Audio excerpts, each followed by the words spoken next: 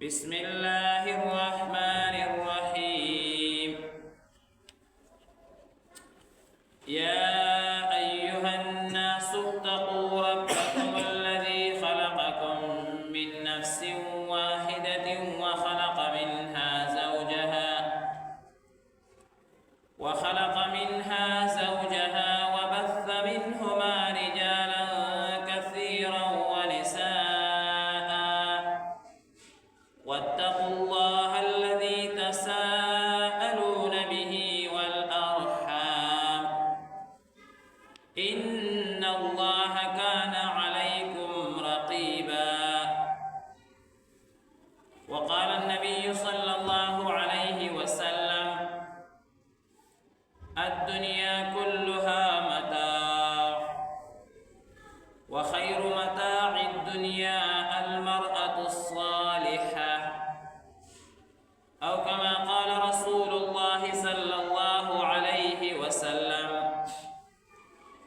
اللهم صل على محمد وعلى آل محمد كما صليت على إبراهيم وعلى آل إبراهيم إنك حميد مجيد. اللهم بارك على محمد وعلى آل محمد كما باركت على إبراهيم وعلى آل إبراهيم إنك حميد مجيد.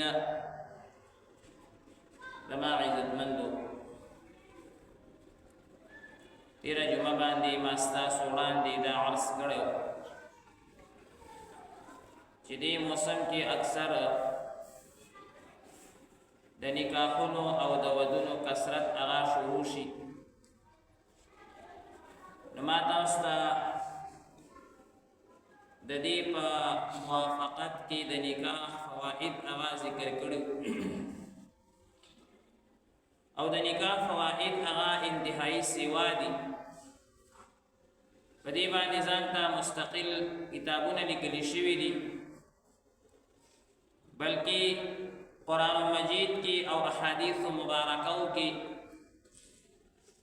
باقاعده په دې باندې مستقل ابواب، مستقل رکوعات او ډېر زیات تفصیل هغه لیکل شوی دی. د نکاح باب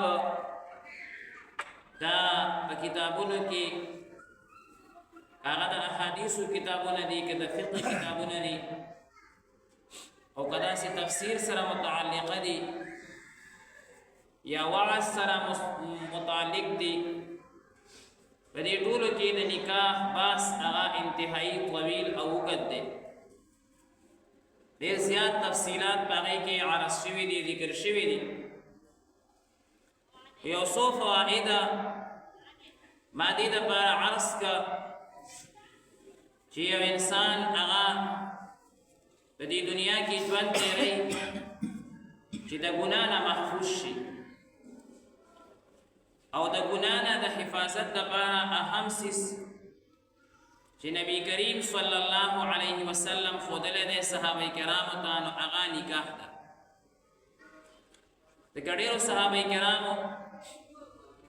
نبی کریم صلی الله علیه وسلم ته دا درخواست کړی دی چې مونږه یوازیوالي والا زندگی تیرو، خو نبی کریم صلی الله علیه وسلم د هغې نه منع فرمایلي ده. حضرت عثمان ابن مسعود رضی الله تعالی عنه دا صحابي دی. یو پیری رسول الله صلی الله علیه وسلم ته عرض کو چې یا رسول الله زما اکثر ژوند هغه په جهاد کې وي، زه دا خوښومه چې زه واده ونه کړمه، ځکه زما کور والا به بیا یوازې وي. نبی کریم صلی الله علیه وسلم د ده خبره رد کا، ورته وی نه، اسلام د رحمانیت دعوت نه ورکوي. مونږه الله تبارک وتعالی په خالص حنفي، په خالص حنیف دین باندې راستولی. حنیف معنا ابراهیم علیه السلام ته الله تعالی حنیف ویلی دی، یعنی موحد. نو توحید هغه دا دی چې انسان ذهن صفاوي او ذهن به الله صفا کیږي د ګناه نه چې انسان نکاح کړی وي. نو نبی کریم صلی الله علیه وسلم د حضرت عثمان ابن مزعون دا قول او دا وینا هغه رد کا. داسې نبی کریم صلی الله علیه وسلم ځوانانو ته دا حکم کړی دی چې یا معاشر الشباب، اے ځوانانو والا جماعته، تاسو باندې لازم دی چې نکاح وکړئ. ځکه چې کله تاسو نکاح وکړئ نو فإنها اغض للبصر واحسن للفرد، په دې سره به ستاسو د ځان حفاظت وشي او ستاسو د نظر حفاظت به وشي. ستاسو خواهشات او شهوات هغه به کنټرول شي او ستاسو نظر د هغې به حفاظت وشي. او بیا حضور صلی الله علیه وسلم فرمایي چې که چا سره فی الحال طاقت د نکاح نه وي هغه دې روجې نیسي. ځوانانو ته دا حکم هم راغلی چې که طاقت د نکاح نه وي نو بیا دې روجې نیسي چې هغه خواهشات او شهوات او نظر یې هغه کنټرول وي. داسې ډېرو صحابه کرامو ته نبی کریم صلی الله علیه وسلم د نکاح حکم هغه کړی دی. او انسان دې خبرې ته سوچ وکړي چې نبی کریم صلی الله علیه وسلم د نکاح باب ته څومره ترجیح په دې کې ورکړې ده چې په خپله باندې نبی کریم صلی الله علیه وسلم 11 بیبیانو سره هغه نکاح کړی ده. دا خو ډېر لوی باب دی چې نبی علیه الصلاة والسلام زیاتې بیبیانې ولې کړې دي. د دې ډېر فواید او حکمتونه دي، خو یو فایده او حکمت هغه پکې امت ته دا تعلیم ورکول هم دی چې زما امت هغه د نکاح کوي. ځکه زه په خپله باندې لګیم نکاح کومه. 11 بیبیانو سره نکاح کول دا د دې خبرې ترغیب دی چې تاسو خامخا نکاحونه کوئ. په دې کې تاسو چې کوم دی نو شومتیا نه کار مه اخلئ او دا بزرګي نه ده. یو کس وایي چې یاره دا ډېر لوی بزرګ دی چې نکاح نه کوي، دا بزرګ نه دی. شریعت چې یو کس ته بزرګ وایي نو هغې ته به مونږ بزرګ وایو. شریعت چې یو سیس ته دین وایي نو هغې ته به مونږ دین وایو. بعضې کسانو دین هغه د خپل شوق او ذوق نوم جوړ کړی وي. کم سیس کې شوق او ذوق محسوسیږي او مزه محسوسیږي بس هغې ته دین وایي، که هغه شریعت سره موافق او که موافق نه وي. بعضې کسانو ته په یو سیس کې مزه نه راځي نو یاره دا به بېدیني وي. نو نه، دین هغې ته ویلی کېږي چې الله او د الله د رسول صلی الله علیه وسلم د تعلیماتو موافق وي. که تا ته پکې مزه راځي او که نه راځي، که تا ته پکې شوق او ذوق هغه حاصلېږي او که نه حاصلېږي. دین دا د اتباع د رسول الله صلی الله علیه وسلم اتباع، د الله تعالی د قرآن مجید اتباع دې ته ویل کېږي. نو اوس مثال په طور باندې یو کس وایي چې یاره زه په دې بزرګ یم چې واده نه کوم او په دې باندې پلانکې بزرګ دی چې نکاح یې نه ده کړې او ډېر کامل دی. دا کامل نه دی، دا ناقص دی، دا ناقص دی. حضور صلی الله علیه وسلم فرمایي اذا تزوج العبد فقد استكمل نصف الایمان. کله چې انسان نکاح وکړي نو نیم ایمان یې پوره شي، نیم لا نور پاتې دی. چې نکاح یې نه ده کړې نو هغه خو ناقص نه، انقص دی، بالکل بېکاره ده، بالکل بېکاره ده. حضرت عمر رضی الله تعالی عنه به فرمایل وایي چې څوک نکاح نه کوي نو یا خو دا غټ جاهل دی او یا د نکاح کولو نه عاجزه دی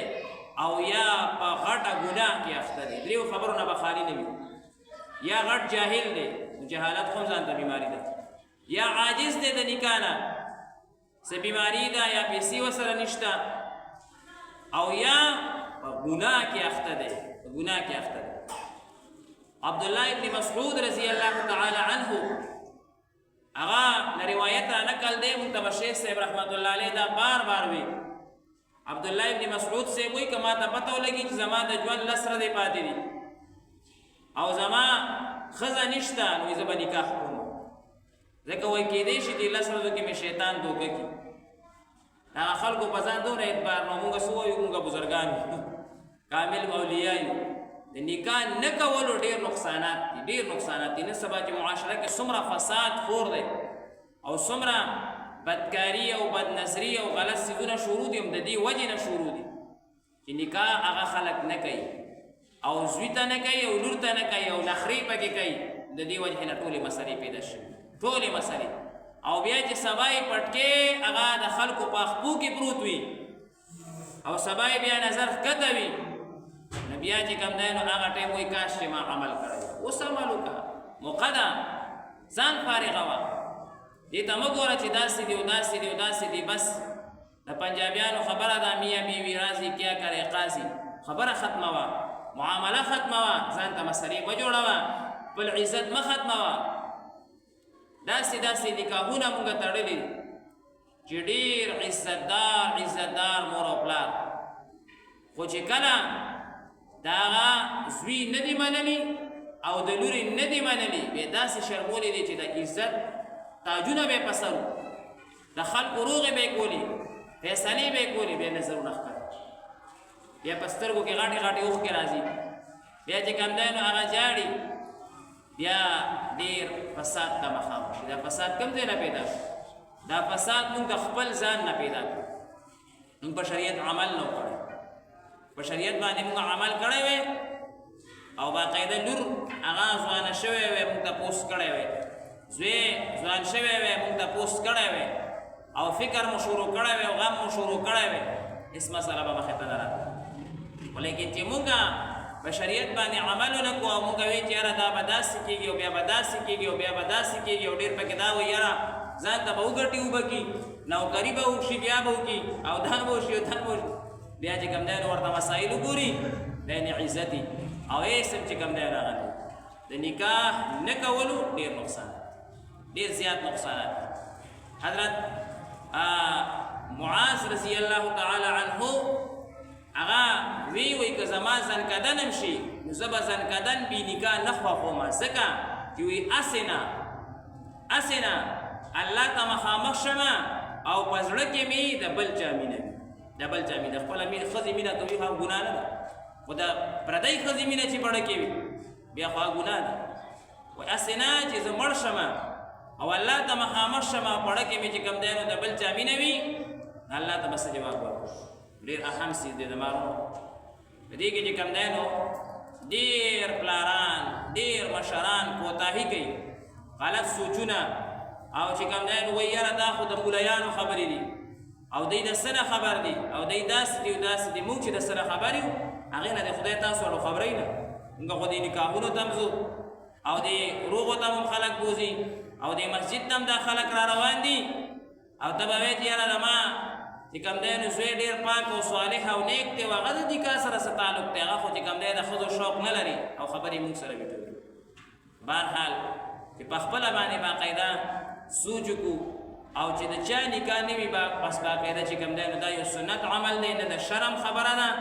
نه د بې حیایۍ خبره ده دا د حیا او د عزت او د پردې خبره ده نبی کریم صلی الله علیه وسلم څومره سادګۍ سره نکاحونه کړي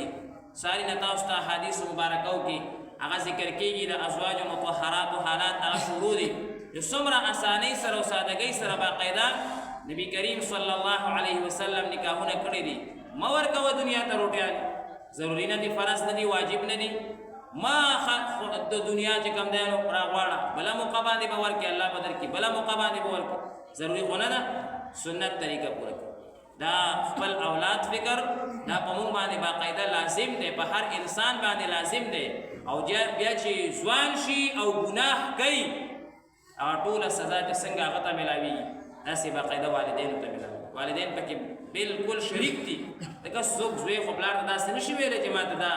چې کوم دی نو نکاح وکړه یا دا وکړه یا دا وکړه خو لیکن هغه ګناه خامخا کوي په هغې کې به ورسره چې کوم دی نو والدین خامخا شریک وي د نکاح ډېر زیات فواید دي فواید یې تاسو ته ما ذکر کړه بل دا چې د هغه څومره اولاد پیدا کېږي هغې څومره نیکان وي منځونه کوي عبادات کوي دغه پلار ته باقاعده ثواب میلاوي باقاعده حصه به پکې میلاویږي نسل ستا شروع شو ته به په قبر کې پروت وي لمسي به دي وي کړوسي به دي وي ټول به لګیا وي تلاوت به کوي ذکر به کوي مونځ به کوي عبادت به کوي ثوابونه به باقاعده هغه تا ته چې کوم دی نو میلاویږي الله تبارک وتعالی دې په کامل شریعت باندې مونږ ته د توفیق نصیب فرمایي.